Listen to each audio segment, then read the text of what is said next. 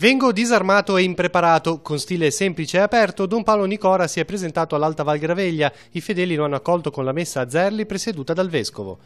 Affidiamo a Maria la nostra vita, così Monsignor Tanasini a Pila di Sesti Levante in occasione della festa patronale. Poi l'appello per ripristinare la consuetudine di consacrare i bimbi alla Vergine nel momento del battesimo. San Giovanni Battista ci richiama l'essenziale della fede. La festa della Natività è stata celebrata a Levi, richiamando il ruolo del santo che accompagna l'incontro col Signore. Una chiesa tra le case è la storia della chiesa di San Giovanni Battista a Chiavari, ripercorsa da Paolo Gennaro, presentato il libro e lo studio sui tesori artistici compiuto dagli studenti del liceo Luzzati.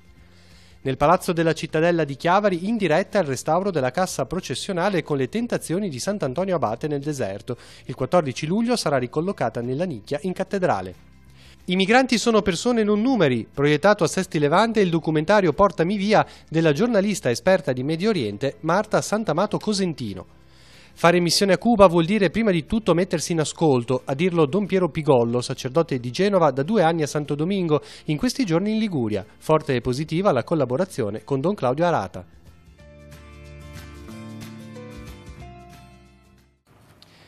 Buonasera a tutti, bentornati a Noi Chiesa. Diamo uno sguardo agli appuntamenti religiosi che hanno interessato nei giorni scorsi la nostra diocesi. Iniziamo dall'accoglienza che l'Alta Val Graveglia ha riservato al suo nuovo amministratore parrocchiale, Don Paolo Nicora. Il sacerdote è stato accompagnato dal vescovo che nella chiesa di Zerli ha celebrato la Santa Messa. Don Paolo Nicora guiderà le comunità di Sant'Apollinare di Reppia, San Lorenzo di Arzeno, San Pietro di Zerli, Santa Maria e San Michele di Nascio e San Bartolomeo di Statale. Vediamo il servizio.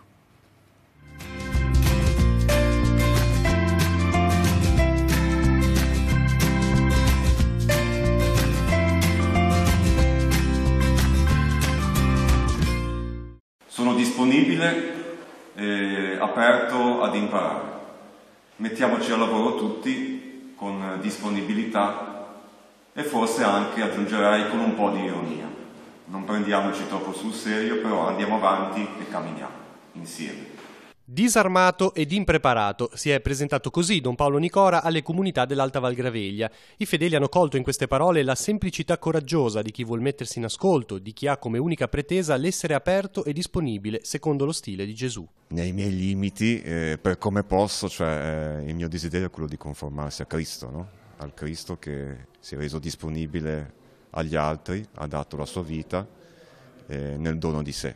Per farlo bisogna avere appunto questa disponibilità a non lasciarsi condizionare troppo dalle emozioni, dalle situazioni, ma così ad essere semplici. 5 parrocchie in Alta Valle, ci si aspetta tanto cammino, tanti percorsi. Quali sono i suoi sentimenti?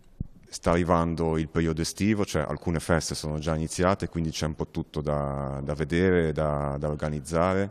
C'è anche una casa vacanze a Reppia dove facciamo accoglienza ai ragazzi che comunque va gestita. Insomma, c'è tutto un complesso di cose che, come dire, al di là della prima preoccupazione, che è sempre quella dello studio e della spiritualità, lo studio della parola di Dio, comunque poi ci sono anche queste cose concrete su cui bisogna operare e su cui ti viene chiesto di operare, perché insomma poi è anche lì che si misura il ministero e il servizio verso gli altri, quindi sono anche un po' ansioso ma anche di incominciare, no? A prendere contatto e a iniziare un po' a fare, insomma, a produrre.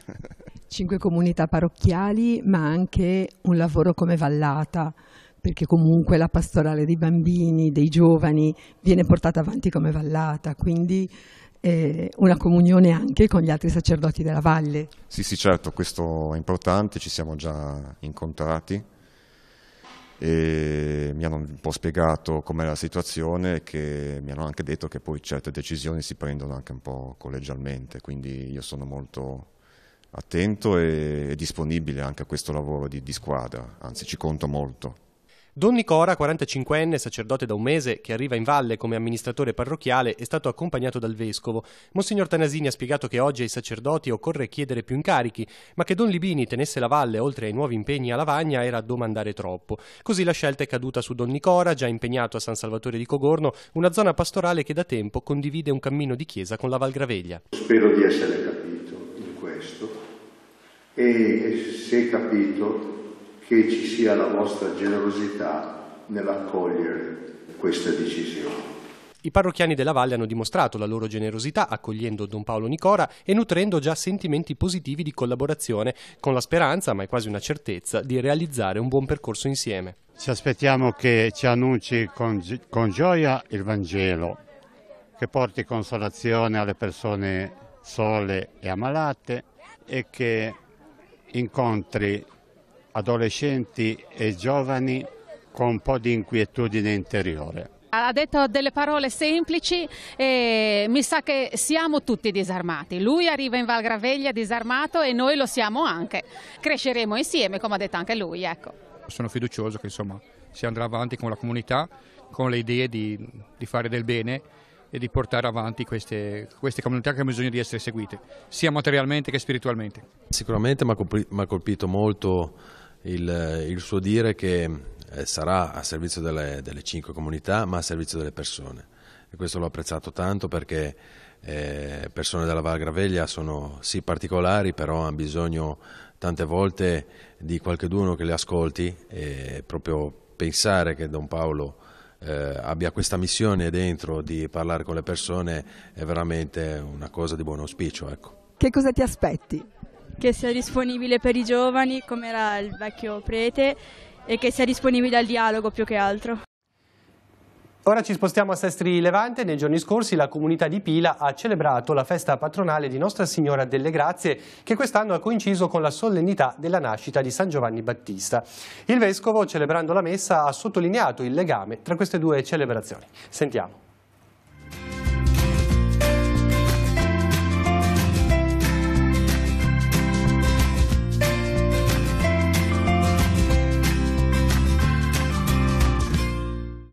Maria è mediatrice di grazie, affidiamo a lei la propria vita. È l'invito formulato dal vescovo dall'altare di Pila a Sestri Levante in occasione della festa patronale.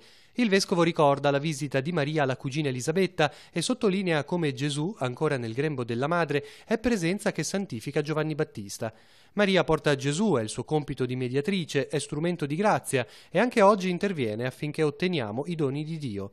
Ognuno qui, dice Monsignor Tanasini, porta domande, intenzioni, porta la sua vita e la affida a Maria. Perché la consacrazione battesimale venga portata a pienezza e a compimento, perché Maria ci ottenga la grazia di questa vita cristiana rinnovata, sempre più vivace, sempre più autentica. Questo è il grande dono che ognuno di noi può chiedere per l'intercessione di Maria. Il vescovo lancia infine una proposta, chiede cioè che venga ripristinata la consuetudine di consacrare i bimbi a Maria nel momento del battesimo. Non si tratta semplicemente di un bel gesto religioso, ma si tratta davvero di compiere un affidamento. Comincia questo bimbo, questa bimba, inizia il suo cammino.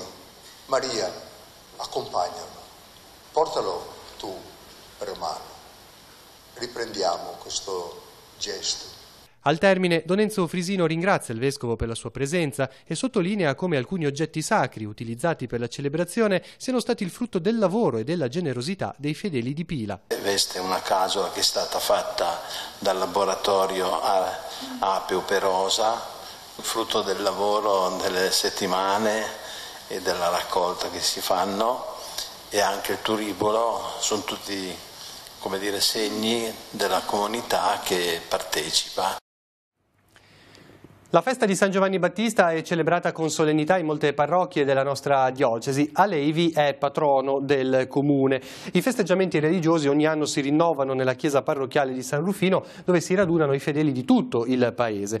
Quest'anno erano presenti anche le telecamere di Telepace che hanno proposto la trasmissione della messa del mattino in diretta. Sentiamo.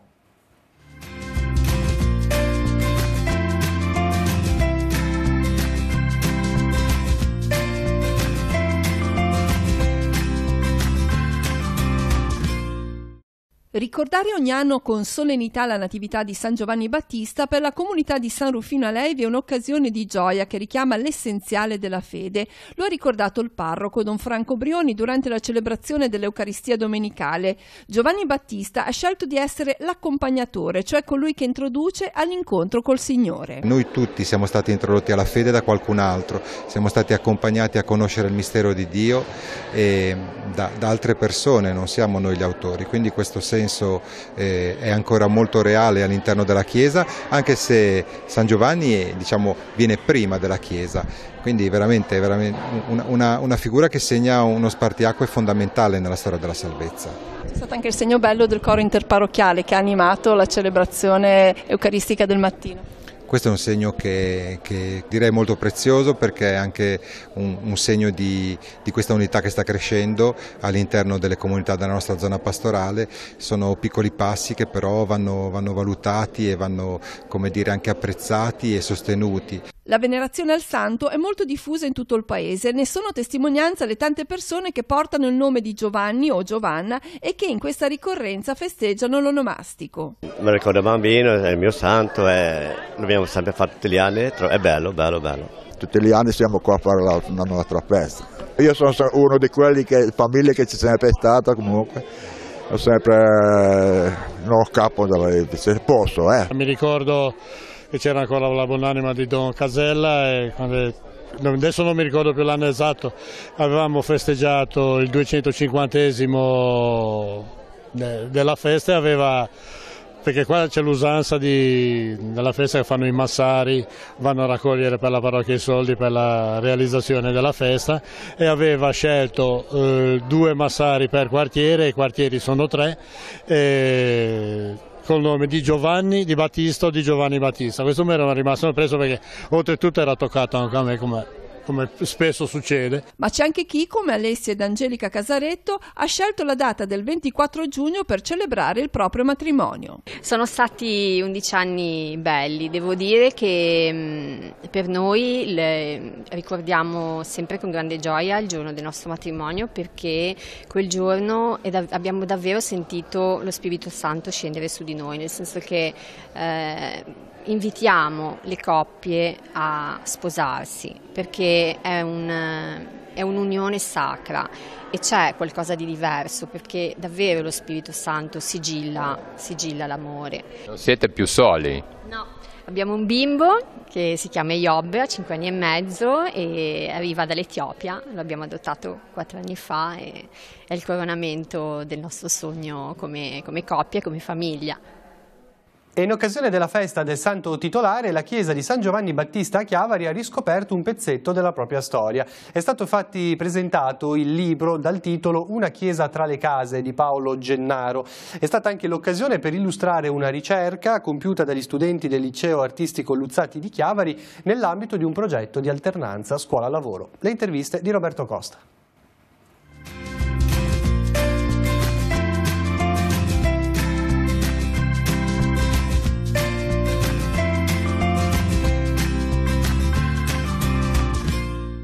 Paolo, cos'è stato per te scrivere questo libro? È stata una cosa piacevole, perché dato che sono solo, mi ha impiegato il tempo a fare cose un po' più utili.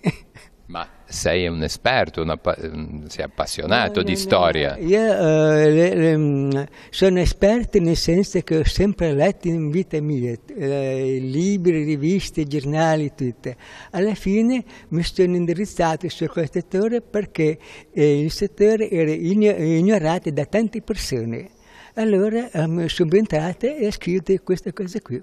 Una chiesa fra le case, San Giovanni. Sì, perché è nata proprio all'interno del centro storico come primo luogo di esperienza di fede.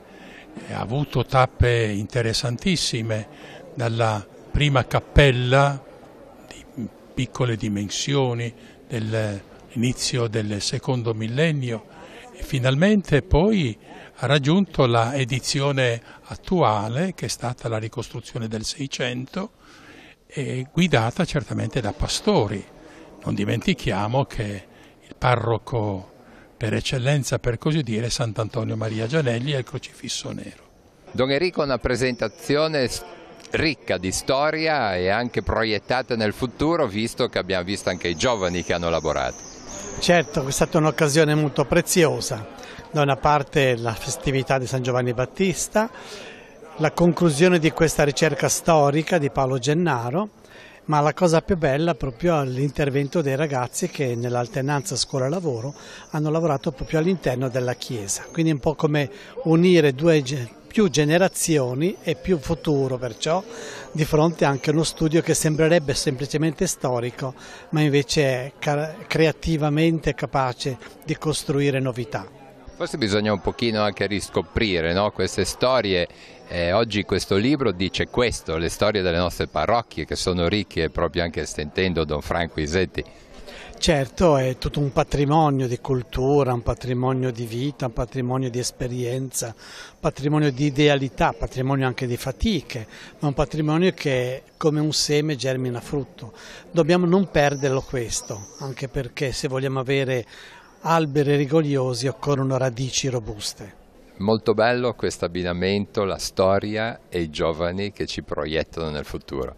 Sì, molto bello, molto interessante, costruttivo soprattutto. Si tratta di un percorso che è nato nell'ambito del progetto Alternanza Scuola-Lavoro e quindi ha permesso ai ragazzi di prendere confidenza con una realtà artistica vicina al loro territorio, vicina alla loro scuola, e quindi oltre ad aver svolto un lavoro di catalogazione e di rilievo ha permesso anche un percorso di crescita dal punto di vista emotivo, affettivo e intellettuale, direi.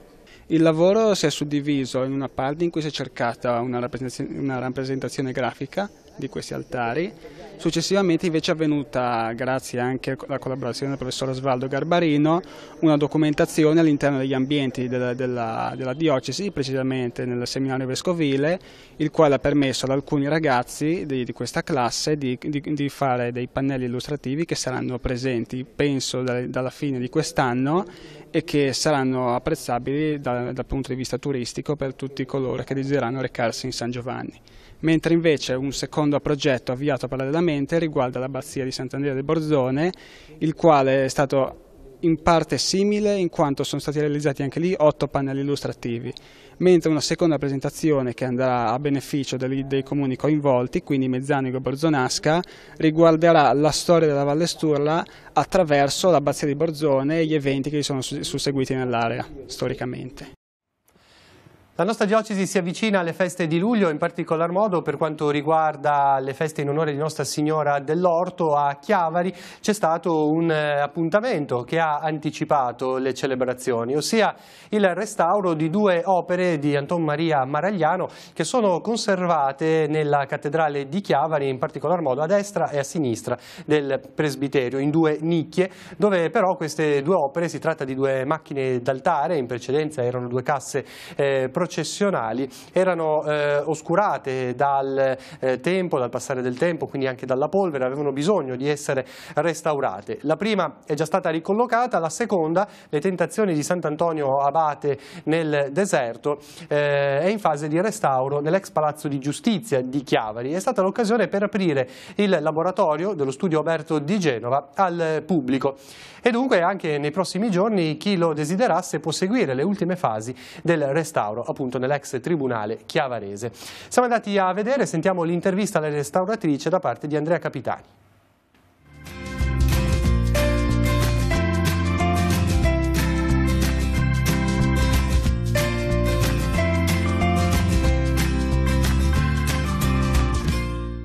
Stiamo facendo il restauro delle casse processionali della cattedrale di Chiavari. Questa che vedete è la seconda cassa che stiamo portando al termine, che riconsegneremo il 13 luglio. È la cassa di Sant'Antonio Abate e quindi qui la cittadinanza potrà nei giorni indicati di apertura al pubblico ammirare da vicino i pezzi della composizione, che altrimenti saranno ricollocati a più di 2,5 metri di altezza, che quindi saranno meno apprezzabili dal punto di vista dei particolari. Fino a quanto c'è tempo per vedere da vicino queste opere? L'ultimo giorno è giovedì 12 luglio, perché poi appunto il 13 ricollochiamo. Saremo aperti tutti sia sabato 30 giugno sia sabato 7 luglio, dalle 10 alle 17. Vi vedremo quindi all'opera, con quali strumenti, che cosa farete nel dettaglio? Allora, in questo ultimo periodo stiamo facendo il ritocco pittorico, quindi gli strumenti di questa fase sono semplicemente il pennello, i colori e il solvente per diluire i pigmenti. Che opere sono? Sono appunto di Anton Maria Maragliano, la cassa di Sant'Antonio Abate del 1620, era stata realizzata per la confraternita di Sant'Antonio Abate, quindi nell'oratorio di Sant'Antonio qui di Chiavari, soppresso poi nel 1799, partecipa nel 1799 dalle soppressioni napoleoniche, e sono tutte realizzate in legno policromo e dorato. L'essenza linea maggiormente utilizzata è il legno di tiglio, e poi abbiamo anche un po' di pioppo e per le parti più povere, come ad esempio la base sotto il fuoco, ha usato invece della conifera, e le casse processionali proprio vere e proprie che sono in cattedrale sono in legno di noce. È stato allestito anche un percorso che racconta in pannelli quello che è stato fatto e che si sta facendo. Sì, tutto questo grazie all'alternanza scuola-lavoro con il liceo Luzzati, con le classi quarte e quinte, e grazie alla professoressa Parodi.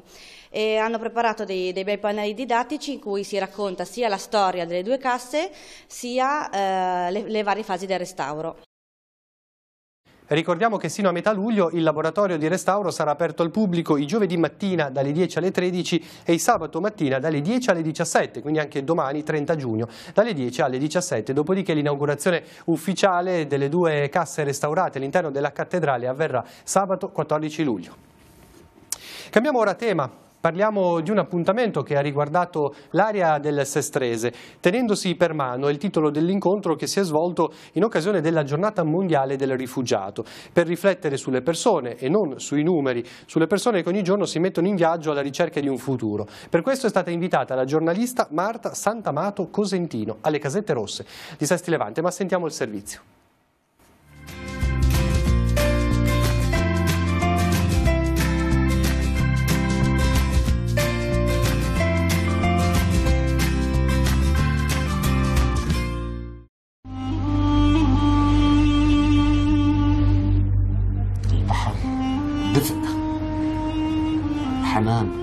Il mare è calore e dolcezza, dice Jamal, ma oggi per tanti significa morte. Jamal è il papà della famiglia, protagonista del documentario Portami via, dedicato ai corridoi umanitari e realizzato dalla giornalista 29enne esperta di Medio Oriente Marta Santamato Cosentino.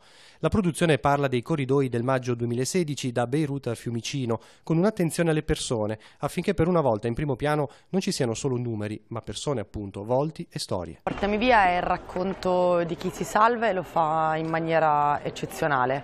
È il racconto di un privilegio in luogo di un diritto, perché di fatto ad oggi le persone che arrivano in Italia a bordo di un aereo, quindi all'interno dei corridoi umanitari, sono un numero irrisorio ma dal potenziale politico altissimo, specie di questi tempi. Il documentario è stato proiettato alle Casette Rosse di Sesti Levante per coinvolgere un'area, quella della Bimare di Castiglione Chiavarese, che accoglie già 18 migranti, 10 ragazzi nella zona di Villa Aragone e 8 donne a Costa Zenoglio. Intorno a loro si è formata una speciale rete di volontariato. Vengono effettivamente non solo accolti nel senso del vitto e dell'alloggio come solitamente viene immaginato dalla maggior parte delle persone, ma anche su un'inclusione lavorativa e linguistica. La proiezione del documentario si è svolto per la giornata mondiale del rifugiato al termine di 2 giorni di riflessione.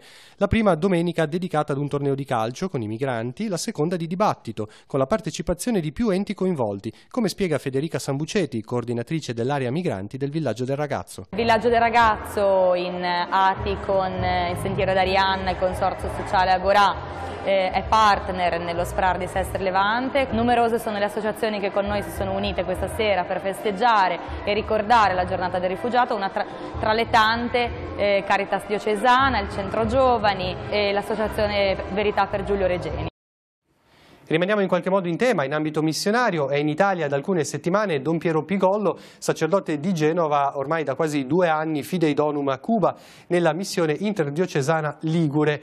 Per me, ha detto, fare missione a Cuba è soprattutto mettersi in ascolto. Lo abbiamo intervistato.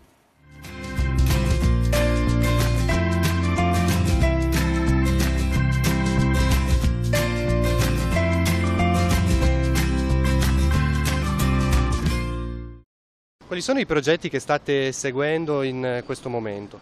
Un progetto grosso è portare avanti i lavori di ristrutturazione della sede della Caritas parrocchiale di Santo Domingo, dove dovrebbe poi trasferirsi la mensa e anche una parte al piano superiore per l'accoglienza sia degli ospiti italiani ma soprattutto delle attività dei giovani o delle famiglie a livello locale. E poi c'è ovviamente il sostegno alle mense della Caritas delle nostre parrocchie, il sostegno per i trasporti da noi che sono una grossa difficoltà, così come reperire fondi per i farmaci che la mancano. In tutto questo collabora con Don Claudio Arata, il giovane sacerdote di Chiavari, impegnato anche lui a Cuba. Siete insieme nella missione di Santo Domingo. Come va questa collaborazione? A parte che lui è molto giovane, quindi sono avvantaggiato perché ho un sostegno valido. No, poi appunto la vita comune ci permette non solo di pregare insieme al mattino, ma anche di condividere le nostre sia attività, ma anche eventualmente se la collaborazione diventa anche consiglio eventuale, come possiamo aiutarci.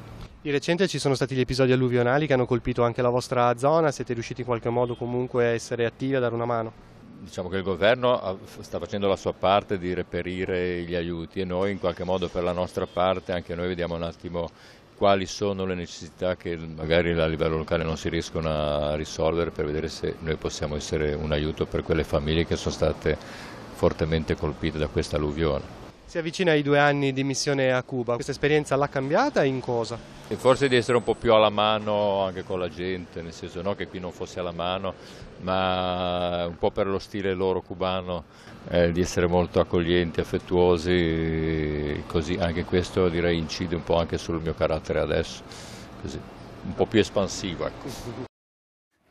In conclusione diamo uno sguardo agli appuntamenti per i prossimi giorni. Iniziamo proprio dalla presenza di Don Piero Pigollo a Sestri Levante domani sabato 30 giugno per un incontro dal titolo I due saranno una carne sola. Intanto alle 10 ci saranno proiezioni di immagini e anche i racconti sulla missione a Cuba da parte di Don Piero Pigollo. Alle 11 prenderà il via una riflessione dibattito sul valore religioso, sociale e genitoriale di essere una carne sola dal punto di vista di una coppia felicemente sposata e da parte di 2 separati. Alle 12 la recita del Santo Rosario, alle 12:30 il pranzo condiviso. Nel pomeriggio alle 15:30 la messa. Tutto questo lo ricordo alla Madonnina del Grappa di Sestri Levante. Tra l'altro sempre alla Madonnina del Grappa a partire dal 4 di luglio e sino all'8 luglio ci saranno alcune giornate unitarie di formazione e fraternità sul tema La perla preziosa, l'affettività intessuta di spirito, ma ne parleremo ancora nei nostri telegiornali. Ricordo la conclusione della festa di San Pietro per la comunità di San Pier di Canne a Chiavari. Domani 30 giugno alle 16:30 l'adorazione eucaristica, seguirà il rosario e i vespri. Alle 18 la messa festiva di ringraziamento in ricordo di tutti i parrocchiani e dei parroci defunti. Proseguirà la festa insieme al campo dell'Agricola, alle 19:30 la cena e alle 21 la serata musicale. Ora veniamo agli appuntamenti delle feste di luglio e a iniziare dall'appuntamento di domani mattina alle 10:30 ci sarà l'offerta dei fiori a Maria con la consegna dei fiori da parte dei bimbi e delle famiglie nelle mani del Vescovo. L'appuntamento alle 10:30 in cattedrale a Chiavari e sarà seguita in diretta su Telepace 1 al canale 15 e tutti i principali appuntamenti che coinvolgono Chiavari e Rapallo e Montallegro saranno in diretta sul canale 15 di Telepace. Ne parleremo nel corso dei nostri telegiornali con servizi e reportage. Noi Chiesa termina qui, ci ritroviamo venerdì prossimo, sarà una puntata dedicata naturalmente alle feste di luglio. Grazie per averci seguito, buon proseguimento di serata, arrivederci.